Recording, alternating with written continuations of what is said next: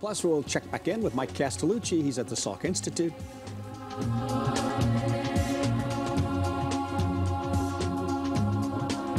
Mike Castellucci is, well, he's getting scientific on us.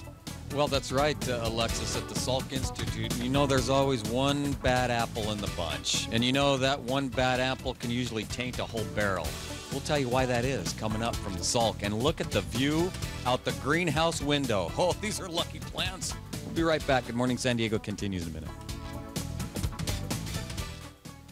Well, Mike Castellucci is with some plants this morning at the Salk Institute. Yeah, be careful, Mike.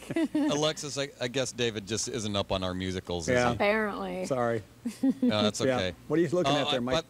By the way, well, I'm still here at Salk Institute, and I'm dissecting our morning show. How's it look? And yeah, it's looking pretty good now. Now that I've infused it with some chemicals. Hey, by the way, Great. did you know? Right? Did you know? Speaking of that, did you know that? Well, have you heard the term? You know, one bad apple makes a whole barrel. You know, bad. Is that the? You know, it's close. You know, that's actually the case Really? because of ethylene.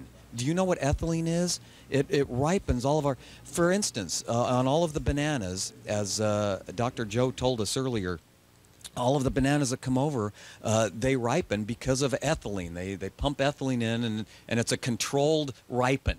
That's right. Ethylene is required to ripen most fruits, and as you said, the reason that one rotten apple causes the whole barrel to spoil is that rotten apple makes a lot of ethylene, and that causes the other fruits in the barrel to ripen and over-ripen, and that's a problem. There's about a third of all of the produce produced in the world, about 1.3 billion tons, is lost just due to spoilage, and a lot of that spoilage is over-ripening. And your research is actually studying all of that and making sure, and especially in this drought season that we've had, how maybe plants can become more tolerant.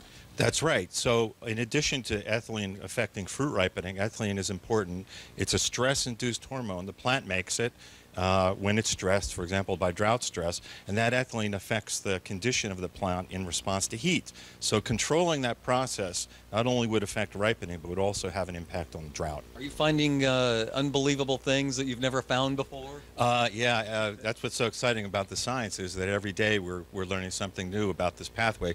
In fact, the reason probably you're here is that we just had a paper in Science that described the key switch in this pathway. Wow. And so if we can now regulate that switch like a rheostat on your light switch, we can up and down control the amount of ethylene response, and therefore control the plant's response and maybe slow ripening. All right, we'll be back with Dr. Joe from Salk in just a little bit. Guys, in our big show, we're going to head across, head into a lab, and it's fascinating in there as well.